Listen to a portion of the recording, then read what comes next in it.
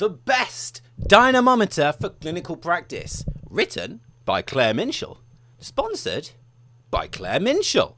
Check the links, you can find which dynamometer is going to be best for your clinical practice.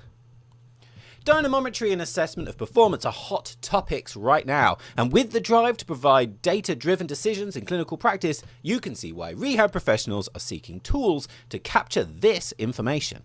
A couple of years ago, I had the pleasure of writing an article for MSK-Mac covering some of the fundamental aspects of dynamometry, assessment of performance, and measurement error.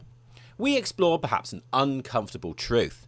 Just because you have a number doesn't mean it represents reality. And a few ways to improve measurement accuracy.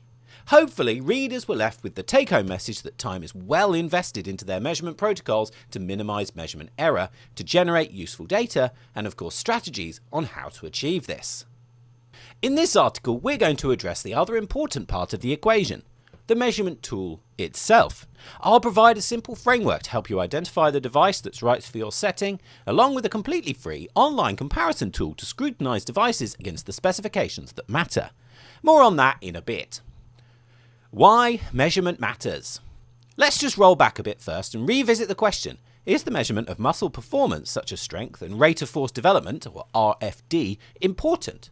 Clearly I think so, but here are a few reasons why obtaining accurate objective measurements of parameters like muscle force can be useful. This is a table, so I'm going to read out the table, but it's probably better to look at. Application, determination of difference. Context, has there been a change in performance over time? Is there a difference between limbs? Attribution of change or not? That's application. Context, has your rehab intervention effected change in the outcome of interest, e.g. strength has improved but pain outcome hasn't. Application, motivational aid. Context, tangible numbers can provide markers of progress and for some act as motivational aid. Application, situation specific. Context, limb symmetry index or LSI, e.g. ACL rehab, or return to play RTP criteria, e.g. sports specific. The problem after deciding to measure. Once you've rationalised your decision to test, honing your measurement skills addresses only part of the issue. The other part is the device itself and whether or not it's fit for purpose.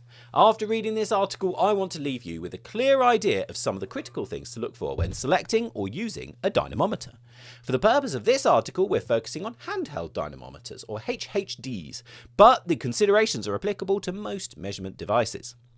Given the considerable variation in technical specification between devices, a resource that provides side-by-side comparisons would be super useful to help you make an informed choice on purchasing or to see how your device stacks up against these critical metrics. So I created one. The need for HHD, handheld dynamometer, information repository with guidance.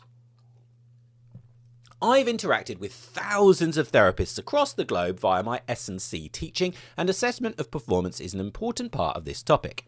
Without fail, the most frequently asked question I receive is, which dynamometer should I buy? 10 years ago, the problem was a lack of access to measurement tools.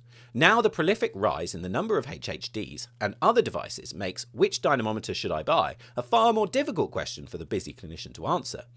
Truth is, there is no single best dynamometer, nor is there a single unbiased and credible centralised source of information on these measurement devices. So I set out to create one, to arm clinicians with the critical information to help them navigate through the cacophony of information and marketing claims.